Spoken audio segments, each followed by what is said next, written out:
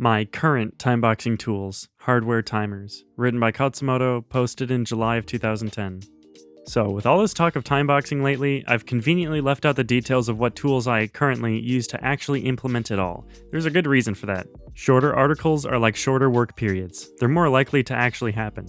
Long articles are a burden to you and me. You have to wade through all this text, I have to edit them to make sure that they're coherent. With shorter posts, I get to be both to the point and disjointed, like a Michael Bay movie or something. Like you needed to know all that.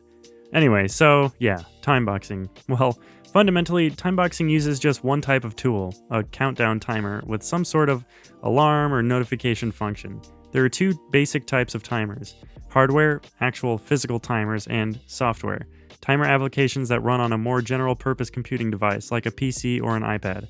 I use hardware timers almost exclusively because, well, we all know that software can be full of it sometimes. Like YouTube is great, but IMHO, it still lags behind satellite TV in some crucial ways. The great thing about software is that it can and does improve, but those improvements often take time. We can't sit around waiting for our Palm Pilots and laptops and iPads to boot, so we grab pen and paper. Similarly, all the clicking and mouse moving involved in using a software timer can get very old very fast, especially if you're doing micro timeboxing with 60 to 90 second blocks. See dual timeboxing or decremental timeboxing for details. So, for now, hardware is the way to go. Besides, not all my timeboxing is done in computer-friendly environments. Since I live in Japan, I got all of my timeboxing devices. Isn't that the sexiest way of saying egg timer you've ever heard? Here. However, statistics show that a slight majority of the readers of this blog live in the US, so YTMV, your timer may vary, hehe. With that rather unnecessary introduction out of the way, let's just talk about hardware timers today and leave the software for another post.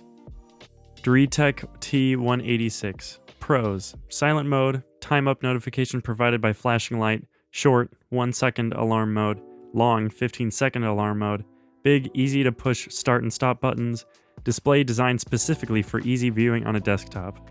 Cons: crappy, low quality construction. Every time I touch this thing, it makes creaky noises and I feel like I'm going to break it. Hard to set longer times. No shortcut buttons like the T135. Comments: despite the crappy quality, the pros outweigh the cons. It's great for studying and other desktop activities. When doing dual timeboxing, I use this as the small timer and the T135 as the big timer. The massive start and stop button is very satisfying to push. You get a great feeling out of, I don't know, something. Accomplishment? Yeah, mother lover, push. A good buy overall despite the flaws. The silent or flashing mode makes this great for places like libraries and cafes. Next, AJATT 135. Pros: solid construction, very easy to set with buttons allowing you to go up in 10-second, 1-minute, and 10-minute increments respectively. Easy to see, easy to hear, makes a nice big sound. Great size, has a nice strong big magnet on the back so it can sit on, say, the fridge. Gives a warning beep at T-10 minutes and T-5 minutes. Cons: not very portable, i.e. it could never be carried around like a stopwatch. Beeps with each button push, and there's no way to disable this function. Gives a warning beep at T-10 minutes and T-5 minutes, which again, can't be disabled. The T-5 minutes warning can actually be quite distracting sometimes. No warning beep at T-2 minutes. I'm just saying. Comments: I have 3 of these in my little Japanese abode. Enough said. The unit's a really nice size, about the size of a stopwatch. Unfortunately, since it is essentially a kitchen timer designed to be stuck on flat surfaces like refrigerator doors, you can't really carry it around like a stopwatch. But then, that's sort of like complaining that your screwdriver makes a bad fork. Hehe. Next model, AJATT T180. Pros: waterproof.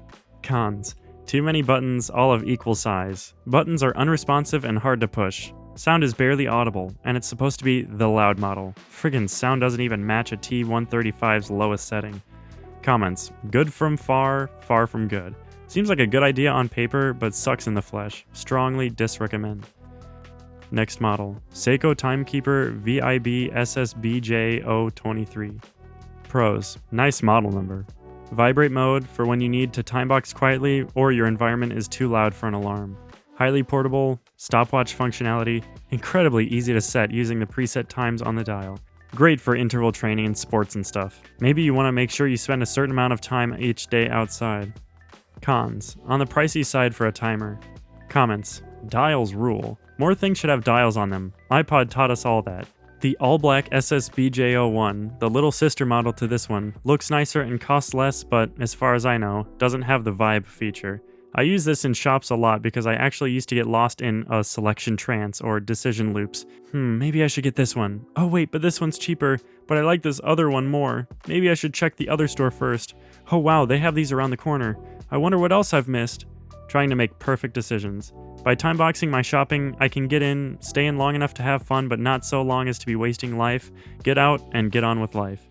The silent vibrating mode makes this great for places like libraries and cafes.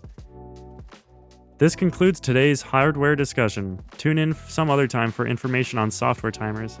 Oh yeah, if you have any hardware or software timer reviews or recommendations of your own, feel free to post or link to them right here in the comments section.